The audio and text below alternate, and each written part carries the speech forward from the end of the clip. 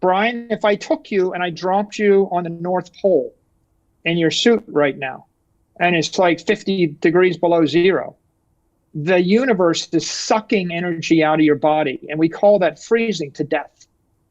If I drop you on the surface of the sun, the universe is pumping energy into your body. We call that burning to death, right? The thermostat in your house adjusts you to a pleasant temperature between this and that.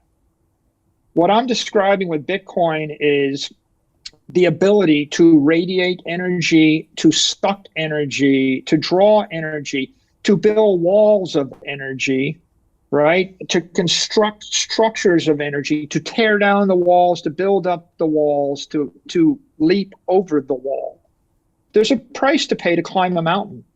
There's an energy price. That's why we actually respect mountain climbers. It's not easy to climb a mountain, right? And on the other hand, skiing is fun because we're going down the mountain. We're converting potential energy into kinetic energy, and it's fun. So we have fun when energy flows one direction. We struggle when energy flows the other direction. The human spirit is lifted through the channeling and the management of that energy.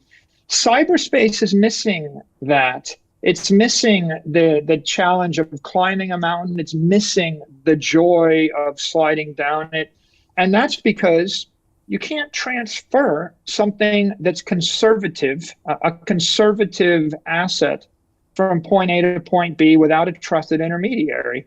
As soon as we fix that problem, when Satoshi solved the double spend problem, Satoshi manifested energy in the digital realm, and then Satoshi manifested matter in the digital realm. We opened a portal between the physical universe and the cyber universe, and energy is flowing through it to the tune of, now call it $400 billion plus of energy. You can build things. You can build $1 billion structure in cyberspace run by a computer sitting on a satellite in low Earth orbit. And you can, and that computer can manifest that structure and evolve it over the next 1,000 years without a corporation or a government touching it. Right? This is a profound singularity in the human condition. And so the reason I'm excited about it is we're going from frequency 6 with dissipation of 30% per year to frequency 6 billion a second with no dissipation.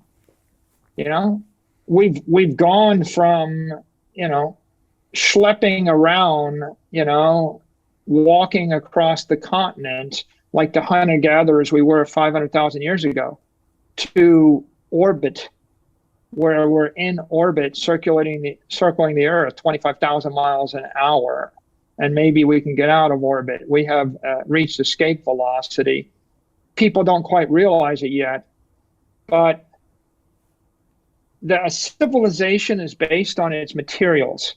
And so the most beautiful thing you could build with wood structures and clay 100,000 years ago is not New York City. When I give you steel and glass and concrete, or I give you aluminum, and I give you, fiber optics, I can create beautiful structures, right? The human condition is all about mastering new materials. Steel is metallic energy in concentrated form, right? And glass is another form of energy in a concentrated form. And Bitcoin is digital energy. And if I have it, I can create extraordinary cyber structures, just like you can create, like the Webb telescope, right? Think about everything we discover with telescopes while trapped in the atmosphere for 10,000 years. And then think about what we did with the Hubble, and then think about what we did with the Webb telescope. And the secret is get in orbit, escape, slip the Surly bonds, find a new material, and then we can see further than we've ever seen before. And I think that that's what Bitcoin represents. It represents the ability to construct structures in cyberspace that don't last 30 years, They don't last 100 years. They might last 10,000 years. Right. They might last 100,000 years, right? It's like I can move. You fly across the continent and you look down and you're going 700 miles an hour with a tailwind. And then you think about the Donner Party and you think about people with covered wagons and how they took 6 months schlepping across the thing, and you blink and you're like, in the next 5 minutes, I'm going to travel further than they could go in a month. And what am I going to do with all that time I got back? And the answer is hopefully something beautiful. The greedy bankers are about to do it again.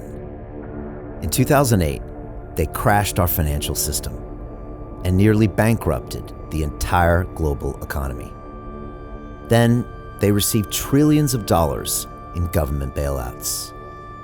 And after, they demanded fat bonuses paid for by you, the taxpayer.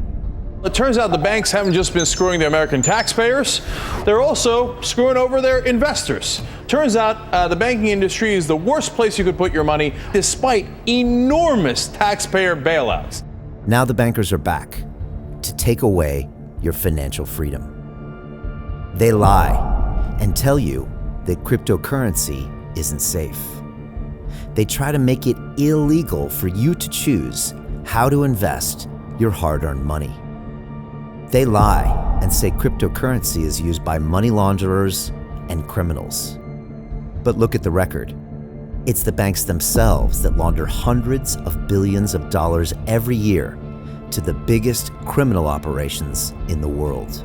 Leaked documents have revealed how some UK banks have helped criminals, money launderers and Russians under sanctions. American authorities discovered that the Sinaloa cartel moved $881 million through HSBC accounts as bank officials turned a blind eye to the illegality.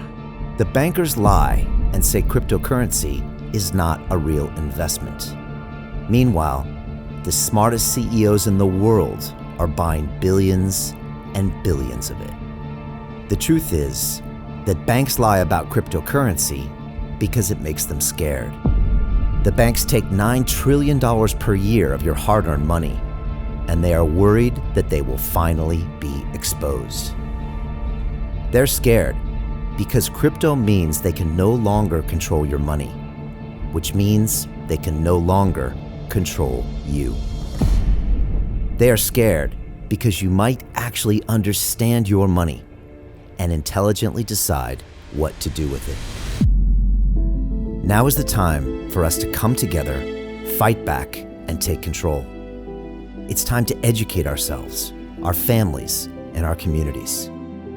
Because financial education means financial freedom. We know that cryptocurrencies will help us build the new decentralized financial system of the future. A banking system that is of the people, by the people, and for the people.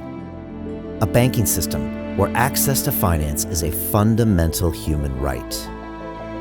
A banking system that is free and fair and welcomes all humans on this earth. The DeFi revolution is happening. We, the people, can no longer be fooled. We choose to take control of our finances. We choose to take control of our freedom. We choose to take control of our future. Join us, and let's take back our financial freedom forever.